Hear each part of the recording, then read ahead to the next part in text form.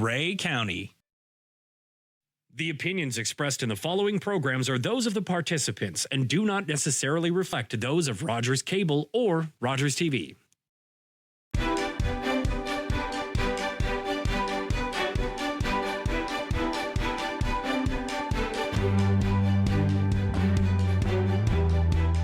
Hi, and welcome to Politically Speaking. I'm David Shearman. My guests today are no stranger to my viewers, and that is Jane Thomson, who is the chair of the board of the Bluewater District School Board. And a new face for you, but a very important face in the education scene in Grey Bruce, that is A.J. Keene, who is the new Director of Education for the Bluewater District. A.J., welcome. Good to have you here.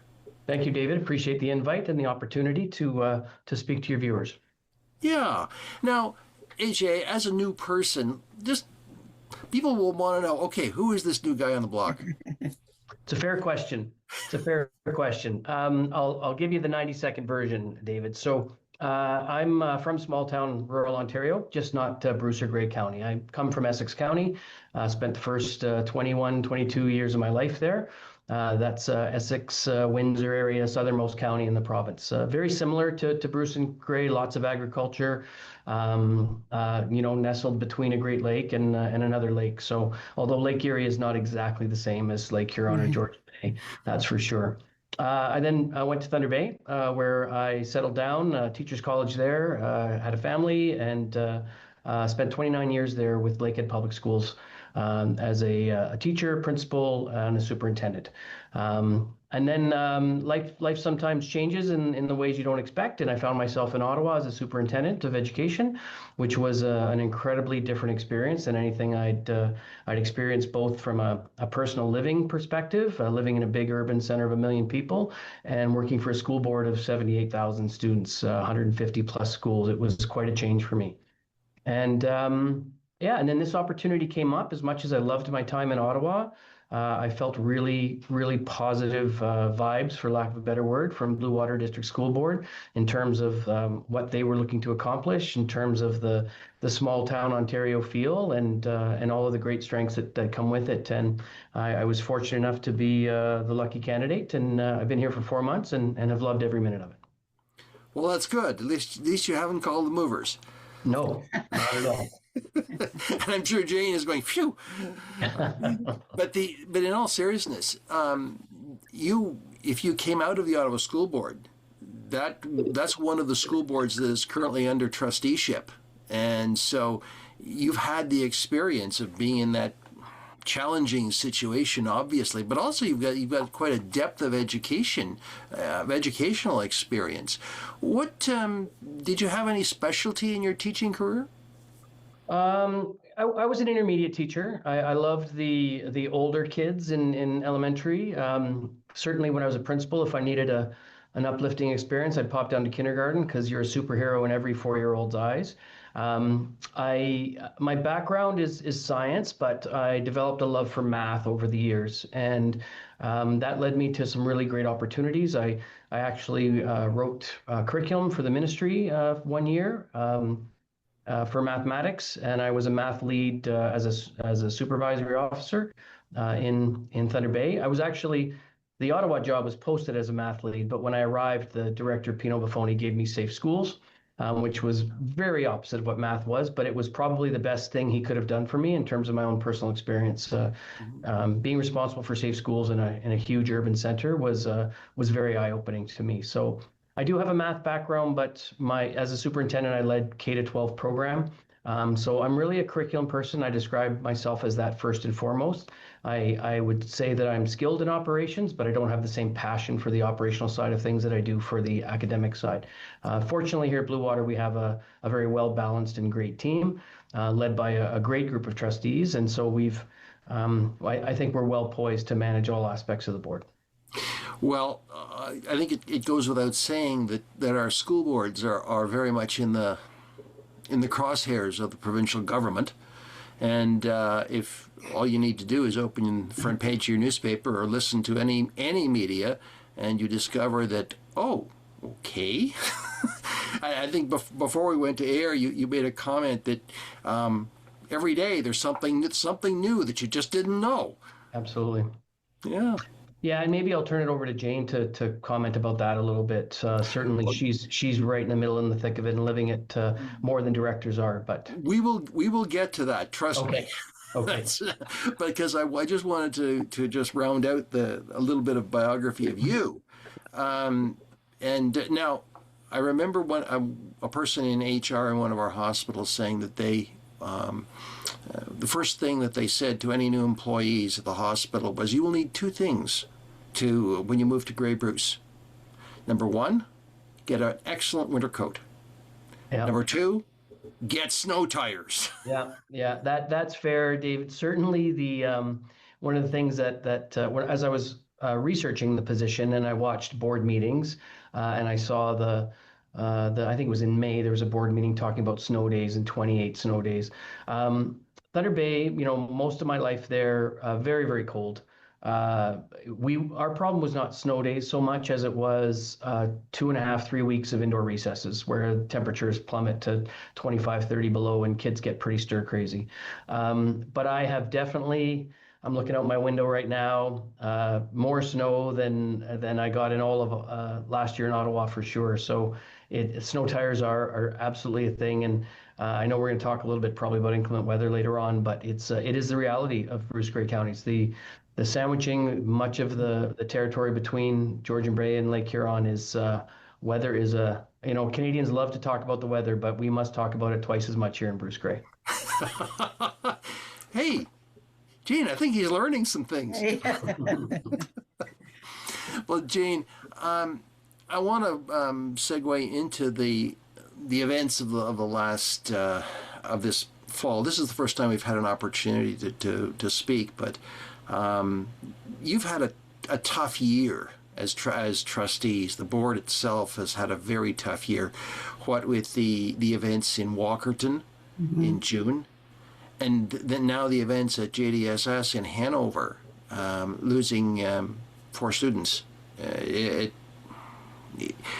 You wonder how we can stand these kinds of shocks, because let's face it, to lose 4 students and a teacher and then more students, it must have been a very difficult fall for you. Absolutely. I mean, for our schools are so interconnected. Our students, our staff, the communities. It impacts so many people so deeply. I'm very, very proud of our team, our mental health team that's gone into the schools to provide support, and that will certainly continue. But it is hard to believe that we've had 2 such large tragedies in such a short period of time. Mm-hmm. Yeah. What kind of, I know that there is an immediate reaction, because certainly the word was out there that okay, all our resources are being pulled in. But what about the ongoing support of students and staff? I'll let AJ maybe take over on that one. Thanks, Jane. David, you're right. There was an immediate assembly at the school of pretty much our entire mental health team, support team. We have constant communication with the school I would say weekly at this point, to see how they're doing. I've actually just booked a Friday morning visit to see how admin team are doing in particular, but to walk around the school and get a feel for how the school is.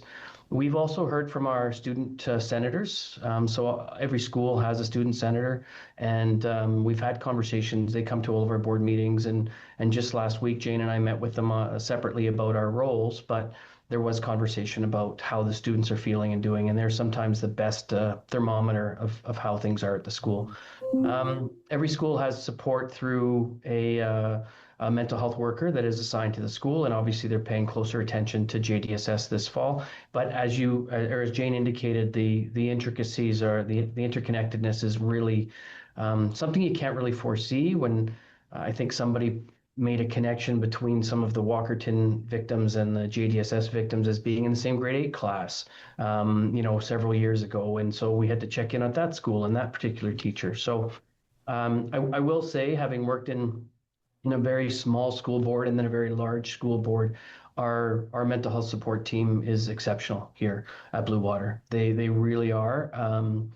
Unfortunately, they've had lots of reason to gain skills and expertise in those areas, but it is a constant, regular checking in at all levels. As I said, I'm visiting there this Friday to see how that admin team's doing. Yeah, yeah. It's a.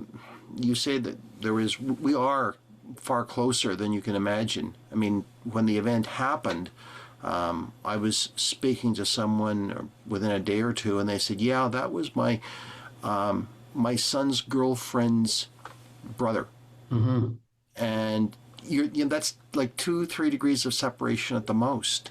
Yeah, and there's a lot of that goes on here in Grey Bruce. I think we have to give so much credit to our communities also. They really step up to support the families, the students, everyone around. I certainly, I don't live in that community, I don't see it all, but I've seen enough to see the fundraising that's going on to help and support. And you just know in our small communities how people pull together in a time of need. So from all levels, there's support available. And I think that's one of the real strengths of our small communities. That's a great point, Jane. Sorry, just a quick add-on. I just had to rush down to Hanover over lunch break for shoppers. I'm in Chesley. There's not a lot in Chesley over lunch. And I passed I think it was the Home Hardware, and they had a big sign up and it said JD Strong. So it's still ever present in that community, the support. Absolutely. Absolutely. I work in Durham when I'm not doing this, and I found the same is true. It's almost like everybody wants to just wrap each other in a great big hug and say, it's okay. We'll get through this. It's painful, but we will get through this. Yeah. Well, now, Jane, you've got, how shall I say, there's been transitions in the board. Let's put it right out there. There's been changes in the board, and you had since we last talked, have there not?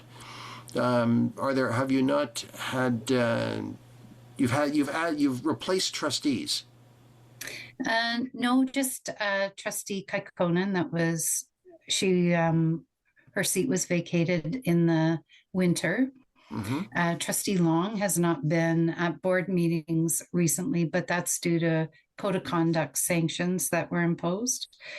So he's returning back now. So one new trustee, and that's Trustee Peters, who from the Dundalk area. Okay. So he would have joined us in June. I'm not sure when we met. We did not. Yeah, we had not. Have not talked since then. Yeah. So. But okay then. But you're still chair. Still chair. Now, is this because you like the job, or is it because, well, you were like the Speaker of the House, you were dragged kicking and screaming? I'm proud to do the work. It is more time consuming than what you see of showing up to the meetings, and I'm fortunate to have the time to commit to that. And I hope the fact that I'm back as chair means that people are happy with the work I'm doing. With an AJ being new, I think there's an opportunity there for that transition to support. But we have a strong team. I'm pleased to be back doing it. Good. Well, David, I can just add to that to say that she may not say it herself, but there's quite a toolkit that's required to chair a school board, and Jane has all the tools to do that. Her temperament, her kindness, her compassion, and her intelligence certainly has shone through in the last 4 months for me, and I can see why she continues to act as chair. Thank you. And that's a genuine compliment, Jane. I don't think you didn't have to pay him to say that, you know. I know. Thank you. No, thank you. In all seriousness, and this gets into some of the more meatier issues that you are dealing with for sure, and that is EQAO results. There seems to be, a disturbance in the force down in Queen's Park around the EQAO. And can you unwrap this and just help us understand what, first of all, what it's about, but also what is happening in Grey Bruce? Yeah, thanks, David. I certainly can speak to that. EQAO is a standardized test for grade 3, 6, and 9 in grade 3 and 6 reading, writing, and mathematics, grade 9 mathematics, and then what we call OSSLT, Ontario Secondary School Literacy Test. And you can't graduate without passing the OSSLT. So that's a requirement for graduation. EQAO is at times polarizing, for sure. When I think about the amount of money spent on this testing, I can think of better uses for that money in education. When we see where we see shortfalls in education and special education, in absences for staff, and other areas, I certainly do worry about the expense.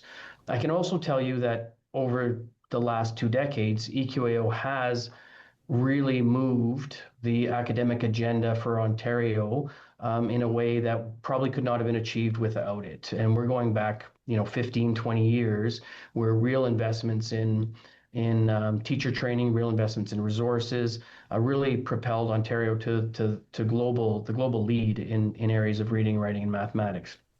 We have since COVID in particular, since the assessment changed, it moved fully digitally. We have not seen the kind of results that we want to see in Ontario, particularly in mathematics. There's been a pretty steady decline in mathematics achievement for Ontario for the last 6 or 7 years. I would say that the Minister Calandra has said he's looking at the assessment. He's called for a team of 2 to really examine the assessments and do an in-depth study as to whether it's meeting the needs of the government in terms of improving achievement outcomes for kids. Is it assessing what we want it to assess, et cetera? So I'm very interested in that review. I do think that schools and school boards should use EQAO in a positive way to really drive where are we putting our attention and our focus. Bluewater results, I think that if you asked me, one of the reasons that I came to this board, it was because I felt there was work to be done in the area of achievement outcomes. Bluewater is a leader provincially in a number of areas. It is a model board in a number of areas, from governance to financial responsibility to facilities, and in many ways human resources as well. We are below provincial average in most areas in EQAO results, and that has been a priority for trustees and has become a priority for our senior team as well. We have shown growth over the last few years, particularly in grade 3, noticeable growth. The angle is up in all 3 reading, writing, and mathematics, including a double-digit increase in mathematics over 3 years, which is significant. We've same thing in grade 6 reading and writing. We're pretty level in grade 6 math at this time, and it's a priority area as well. Grade 9 mathematics is a challenge for the entire province with results below 60%, and so that's an area of focus as well. OSSLT, I will say we're pretty good at Bluewater. It really doesn't stand in the way of our kids graduating. That's helpful to hear because as a parent, my kids went through EQAO, and I lived with that. But I'm long predate those days. But I do remember grade 9 math was always a bit of a challenge because you were transitioning from elementary school or public school into a totally new environment, and the math was totally different back in the day. But it's interesting to see that how EQAO has, on one hand, helped, but maybe we could do better. So, yeah, it can't be the only measure we use. No. It cannot be the only measure of success. We recently had conversations with a board whose EQAO scores in math are extremely high, but their grad rates aren't that high. And ultimately, and I've stolen this phrase from another director, it's about every kid across the stage. And so that has to be sort of our ultimate goal, is to get every kid across the stage and graduating. And so along the way, we need to use EQAO as a tool to see, well, where can we do better? Where are our kids, seeing gaps, particularly when we try and disaggregate the data and look at, are groups of students that are doing better than other groups of students? And if so, why? And how can we address that? But it's definitely not the only tool that we would use. Now, AJ, you mentioned the fact that Bluewater Board is certainly one of the leaders in governance, and it has a high standard of governance. That's come into a big focus by the province because several boards, 6 I think so far, have been placed under what is sometimes called trusteeship, or they've had someone step in to give direction to the school board with consequent upheavals. And Minister Calandra has hinted that there will be changes later this winter, or probably the spring, because the House isn't coming back until late March. So where do you see Bluewater fitting into this? Do you, or as trustees, Jane, are you, don't tell me you'll be out of a job. We don't know. We know what you know from the media.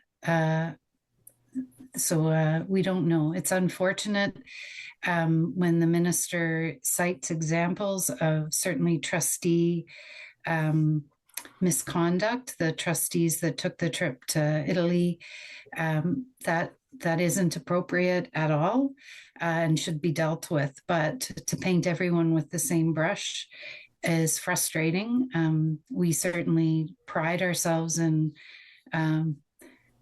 working within the framework we have, following, doing the job that we're expected to do, work within the legislations and our policies.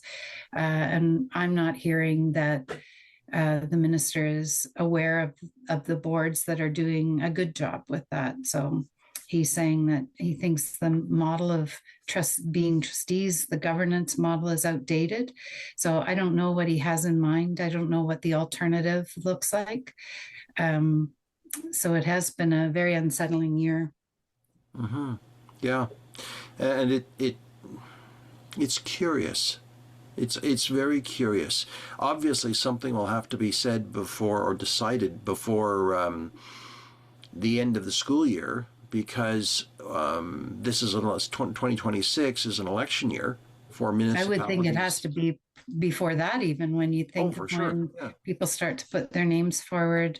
Mm-hmm. That's kind of May that we begin that process of an election.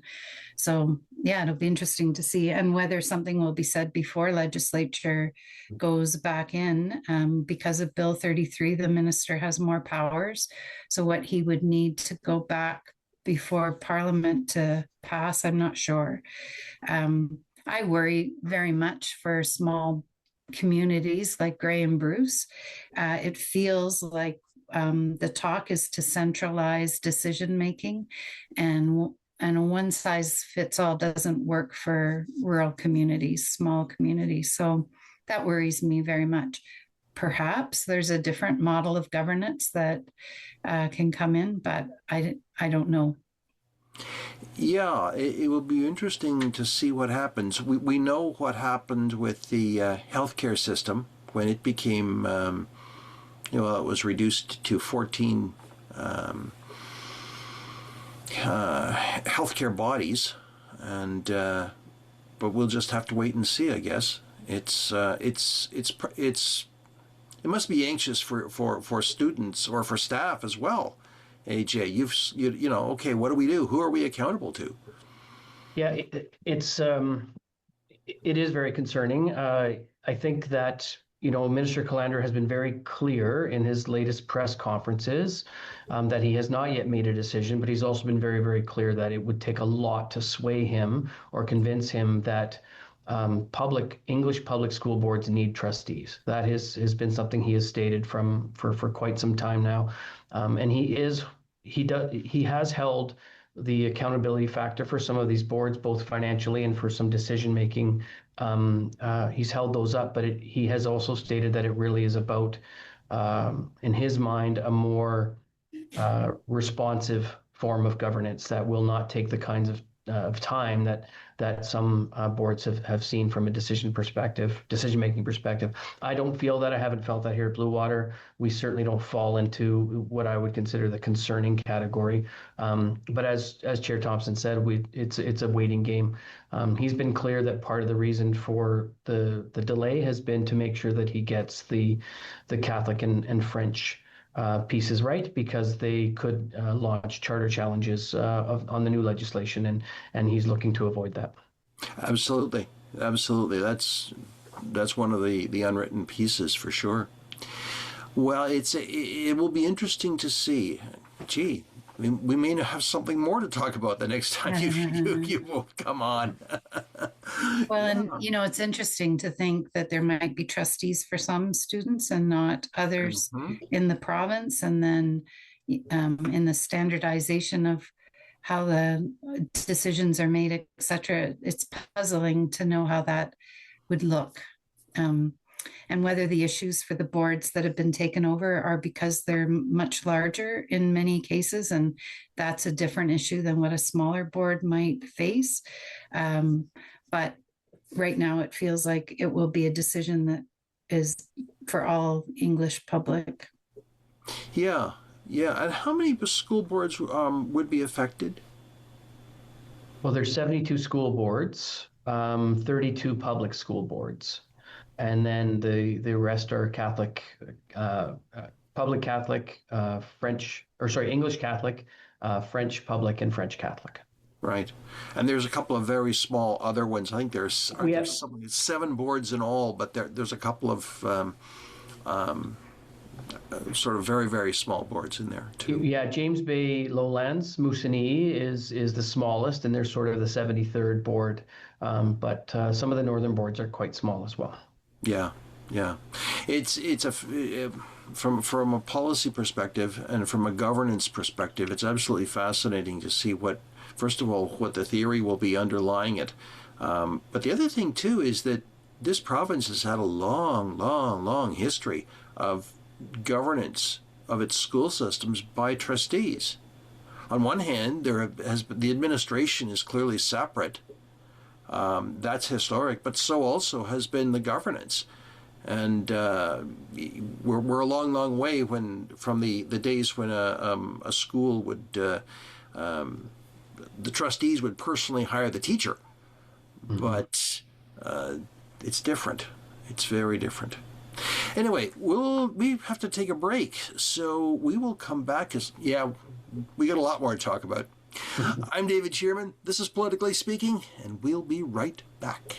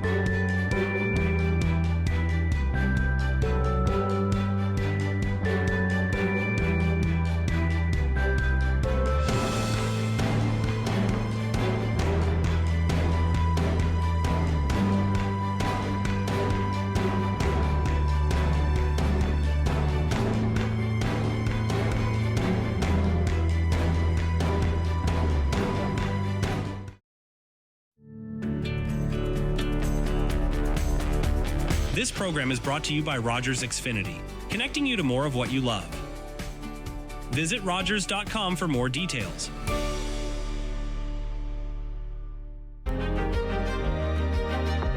You're watching Rogers TV. When I was little, my mother took me to the zoo. My love affair began right there. I wanted to know everything about giraffes, but there were no books, so I went to Africa to study them myself. I was expecting Mr. Innes. You misrepresented yourself. I certainly did not. I am A. Innes. If I knew you were Miss A. Innes, I never would have invited you. Exactly. My research was considered groundbreaking and published in the world's top scientific journals. I became known as the first authority on giraffes. Discrimination against women in Canadian universities prevented me from getting tenure, but my love for giraffes persisted all my life. My mother, Dr. Anne Innes Stagg, was the first Western scientist, man or woman, to study any African mammal in the wild. In 2019, she received the Order of Canada. Public transit, garbage pickup, parks and recreation programs, snow removal on your street. How can you stay informed about these and other important local services? Tune to City Council coverage on Rogers TV. See your community leaders at work on Rogers TV City Council coverage. Hi, and welcome back to Politically Speaking. I'm David Shearman. My guests today are the Chair of the Board of Bluewater District Board of Education, Jane Thomson, and the Director of Education, AJ Keene. Jane, AJ, welcome. Good to have you back. Thank you. Now, let's talk about, I'm going to use a four-letter word here, snow. Yeah. And you referred to it, AJ, earlier, that what was it, 26 or something snow days last year, in the last school year? Yeah. It was a lot. It was a new record. Really? Yeah. So what's happening this year? Are we on track to break the record, do you think? Let's hope not. I've heard that January is looking better than December. We've certainly had a rough start to winter. We haven't actually hit the first day of winter yet, but we've had 5 snow days at Bluewater, and so it is. It's challenging, and I know that those listeners who have young children and have bus cancellations or even high school age children, it's very frustrating for sure. So it's something that we're constantly talking about and constantly looking to improve and get better accuracy in terms of our forecasting. And I just had a meeting yesterday with our head of the Transportation Consortium and our superintendent of business and facilities and transportation to try and get a clear handle on how it's managed and what sorts of options we have to try and improve the situation. Yeah, because the roads, it may be fine in Owen Sound or fine in Meaford, but you can go over to the Huron shore and you've got snow squalls that just won't stop. Mm-hmm. And Jane lives up the peninsula, and we were looking at sunny skies, and she was telling us there was 6 inches of snow during a meeting. Yeah, that's the way it is. And the board meets on Zoom, I guess, in those days, doesn't it, Jane? No, we actually, for a board meeting, we would cancel our meeting. Ah. Yeah. Okay. Yeah, it's tricky because we've heard all buses in Grey and Bruce counties have been canceled this year. And so is there a way to make that a little more localized, that some kids can get to school and some can't? It's a forecasting problem, predicting. We have to rely on the forecasts that come to us through the weather networks and what's on the road. And it's the back roads that, I live on main roads, so I can generally get where I need to be, but all the back roads that our buses travel on are the real challenge for us. But yeah, you can't put a snowplow in front of every bus. No. And as much as you would wish to. It doesn't happen. But so what is happening now with learning? Is there are teachers prepared with lessons in advance? Is there a pivot to electronic learning? What's the plan? Yeah, that's a fair question, Dave, and it's a question that I've experienced in both my previous boards as well. So it becomes a problem of equity in some cases, so that when we think about elementary students, we know that not everybody has the same access to devices and internet at home, particularly in rural areas. And so to turn around and say, okay, today is going to be an e-learning day, when you have half of the class is driven to school and half is not, because certainly, we have a large number of rural schools, but there's a lot of parents that can get their kids to school. And I would say, I haven't had a lot of experience here on snow days, but I was at a school last week on a snow day, and they had 150 out of about 400 kids in attendance.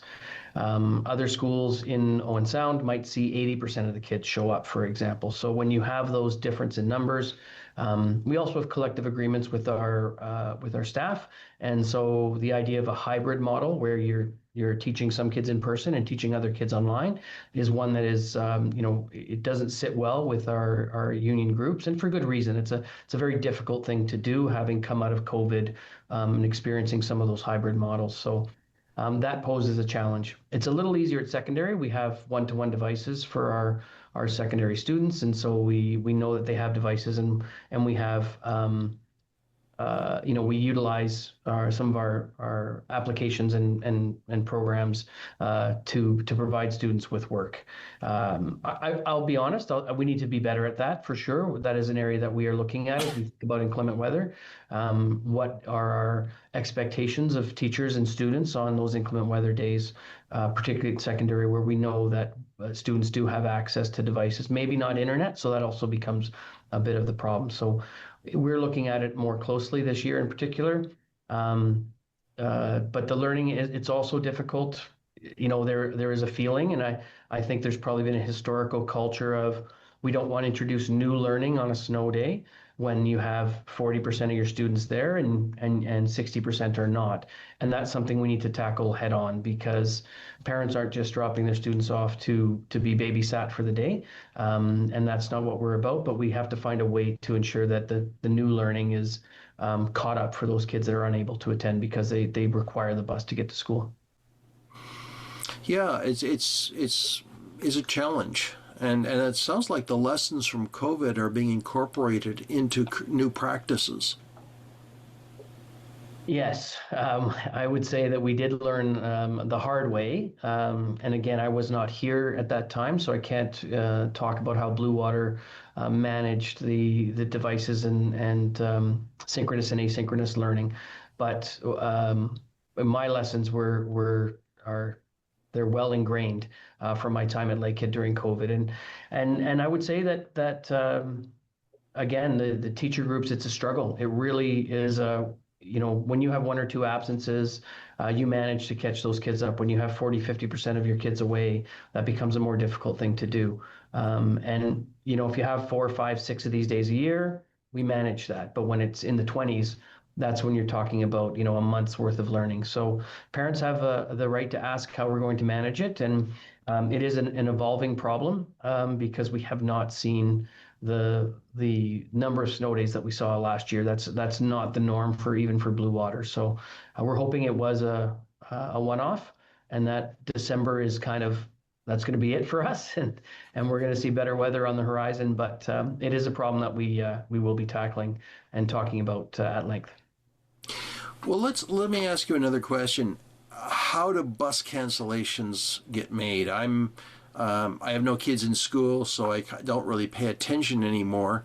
But I did experience hitting one of the radio station's web pages, and I must have been at the right time because I could not even get in because I presume it was a snow day and all the buses were canceled and everyone was checking.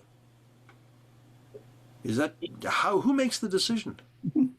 So that was part of my meeting yesterday so that I could get an understanding, because it's different in various school boards. So you're probably aware we have a shared school services transportation consortium between Bruce Grey Catholic and Bluewater District School Board.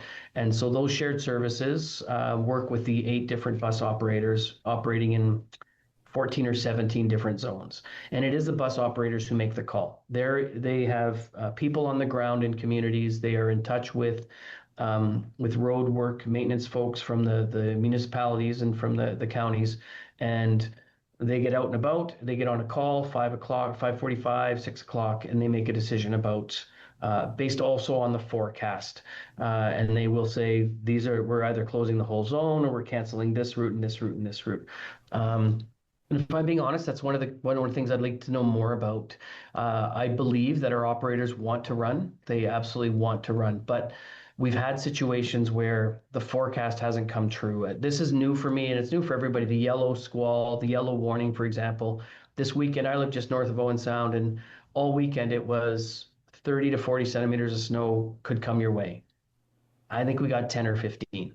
And don't get me wrong, it was blowing and drifting, but that, to me, that's not a forecast that's accurate enough to say we're canceling these buses. So we need better meteorology. We need better forecasting. We also need to explore, well, is there an opportunity to change bus routes?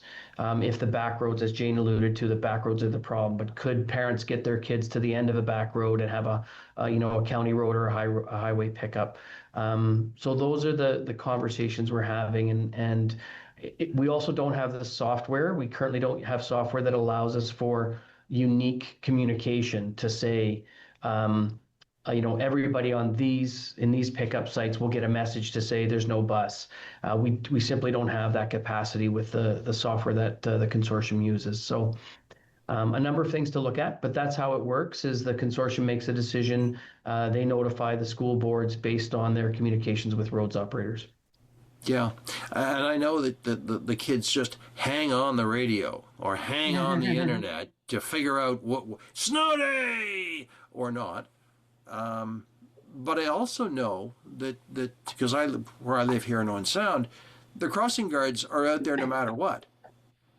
Unless the schools are closed, and I could be wrong there, but there are 2 crossing guards at my corner because it's a busy corner and there's a whole history there that I think Jane knows.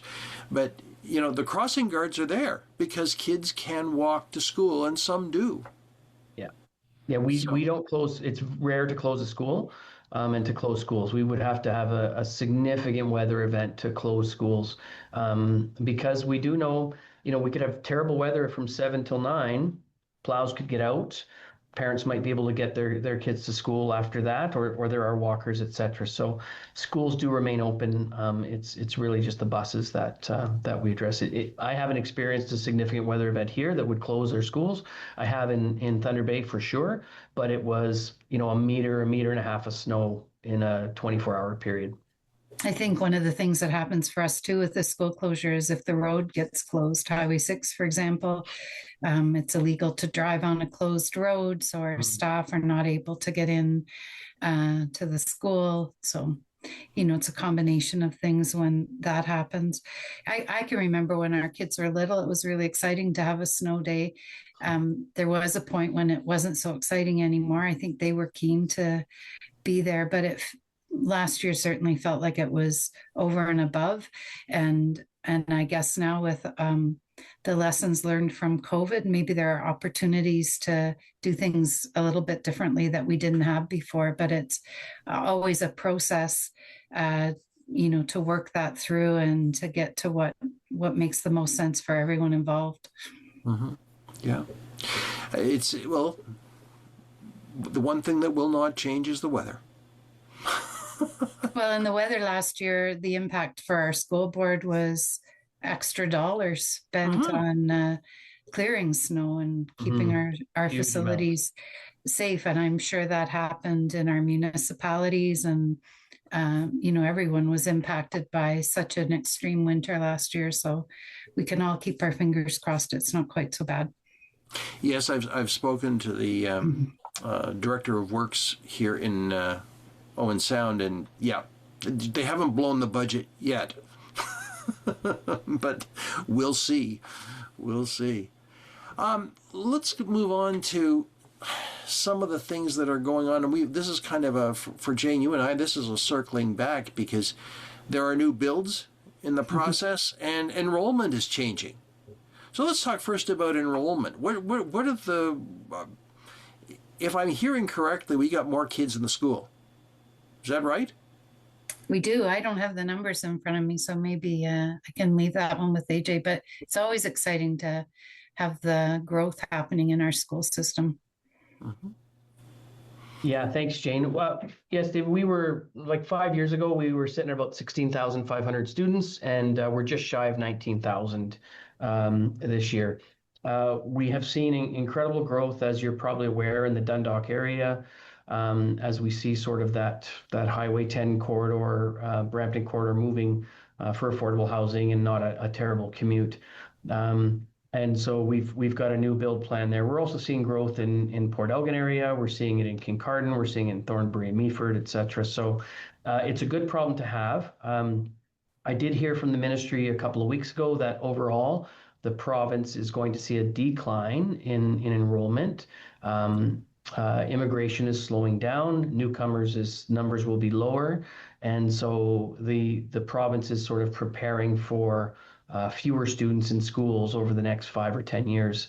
I don't know how that will impact Bluewater. We do have a very strong partnership with a group called Watson and Associates, and they do our long-term forecasting for us. And right now it's still showing growth. I think that certainly my experience here is this is a beautiful place to live, and I think a lot of people are realizing that, and we are seeing an uptick in population and therefore enrollment in Bluewater.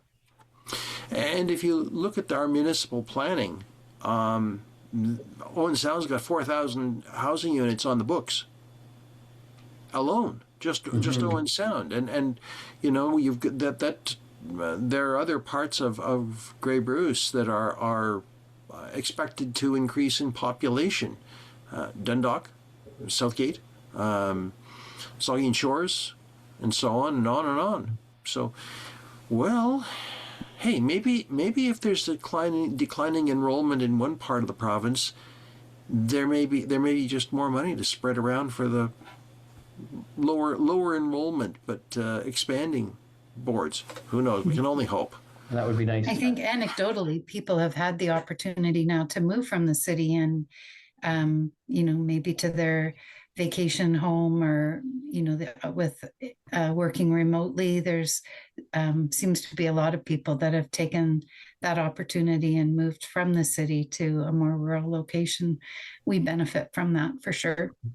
Yeah. And I wasn't here for the any accommodation reviews and things like that. But one of the things that really struck me in making my way around Bluewater schools, I'm not sure, I think I've hit 27 or 8 out of 42 now.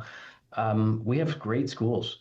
We have a lot of new and recent builds. We have facilities that have been older but have undergone some significant facility changes and upgrades. And certainly when we look at we have growth builds in Dundalk, we have a growth build in Port Elgin, we have a replacement build in Kincardine that are on the books and in the works, and we've got more applications in for a couple other areas as well. We are well positioned. We have somewhere around 90% utilization of our schools, so we've for the most part we got the right number of kids in our building and really maximizing things. And I lived long enough in Grey Bruce to have gone through the accommodation review process and the pain that it caused.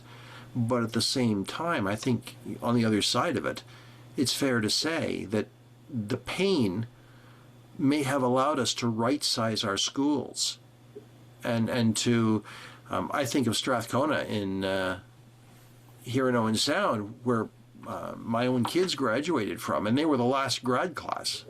In fact, my daughter was in the last graduating class, and I see what it has become, and I see what Bayview has become, another school that has transitioned into a wellness center that is doing some incredible things. And Strathcona is 40 apartments, and the people who I know who live there love it.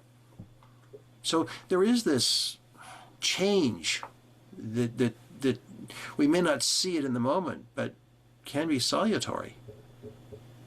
They are very, very challenging decisions to make because there's so many impacts of a school and what it means to people, and trying to predict what the future holds. And, it's a big decision to make, but we needed to make some decisions back when we did to right size and get our budget in line. And that's positioned us well for today.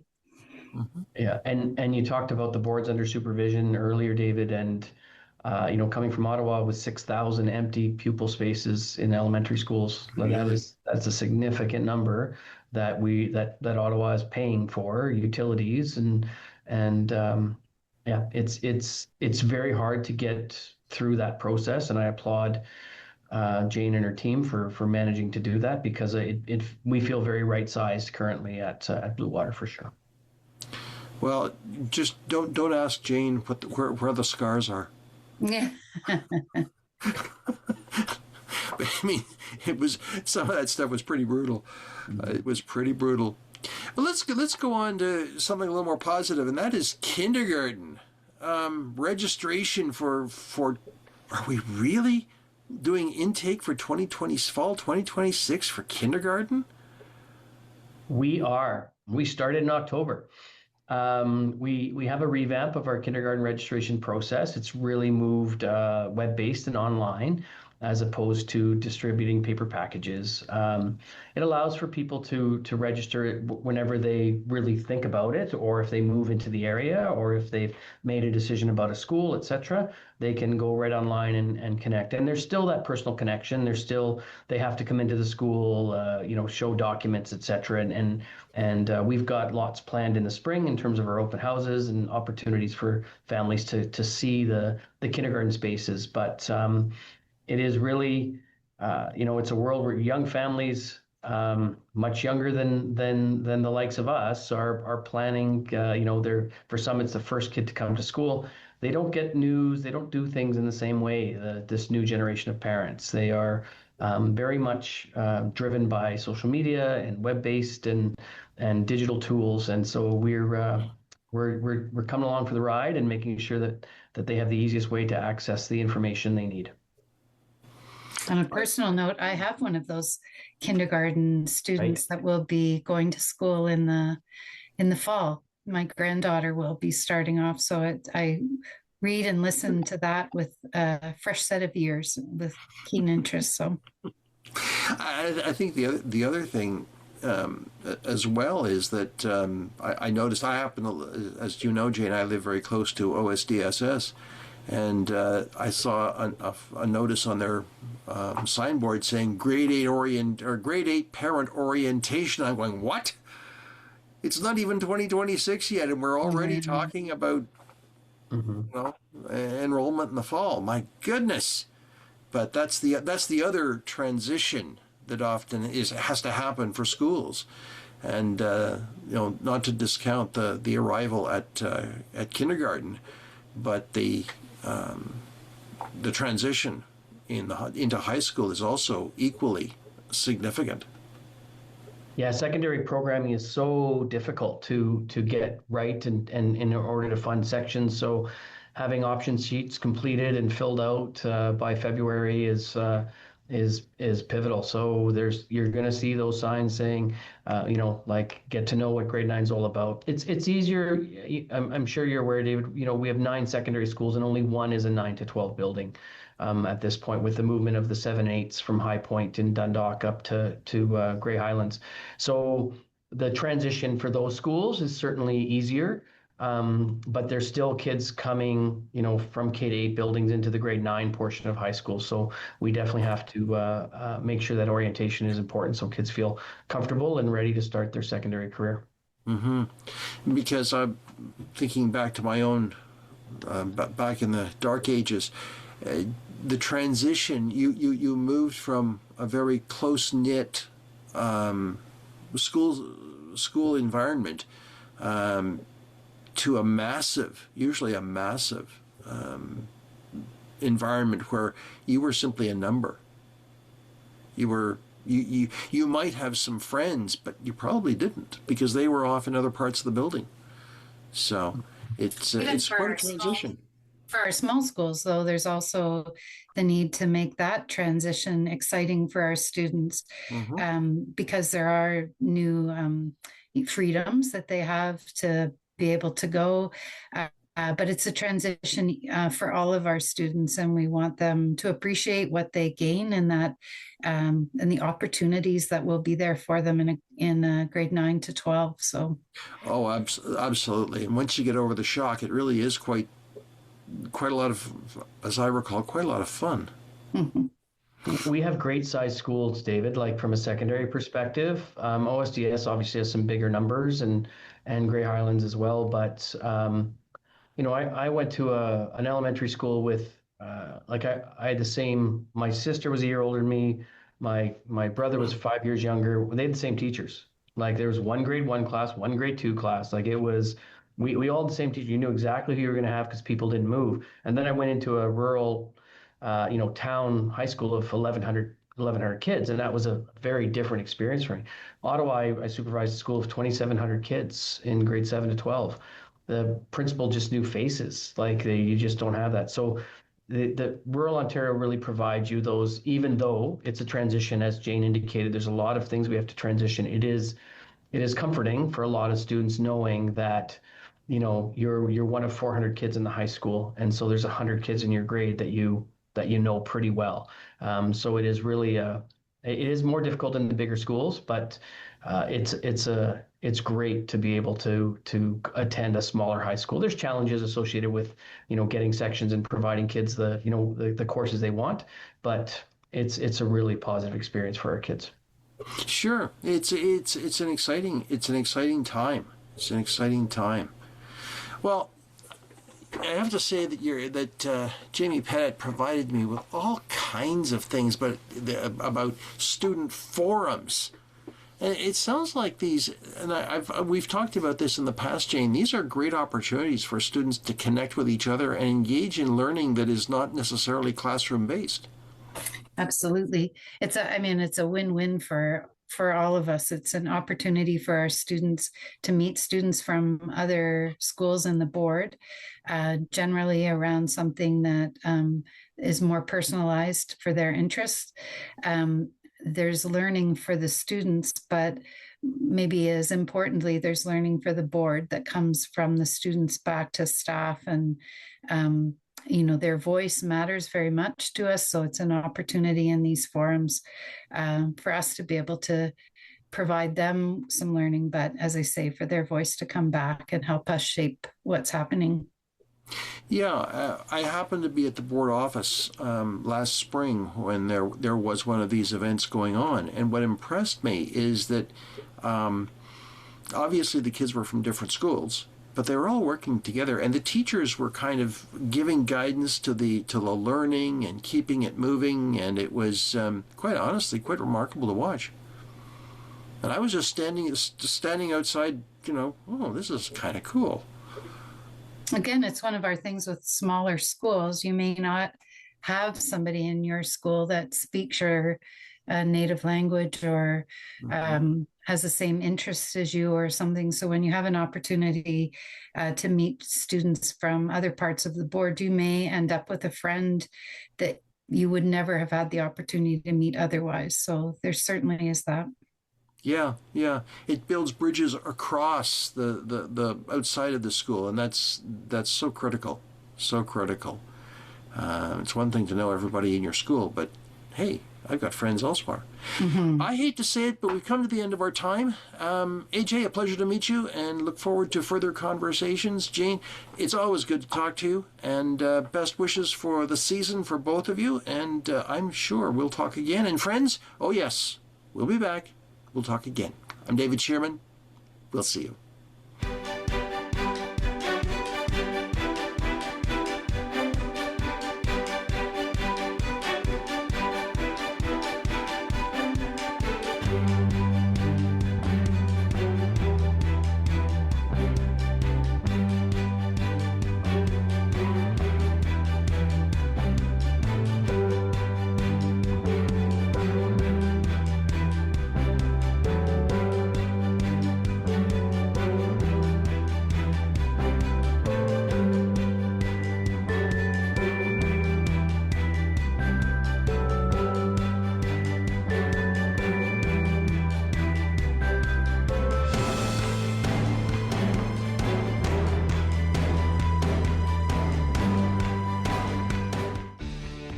Connect with us by visiting our website or email us at comments@rogerstv.com.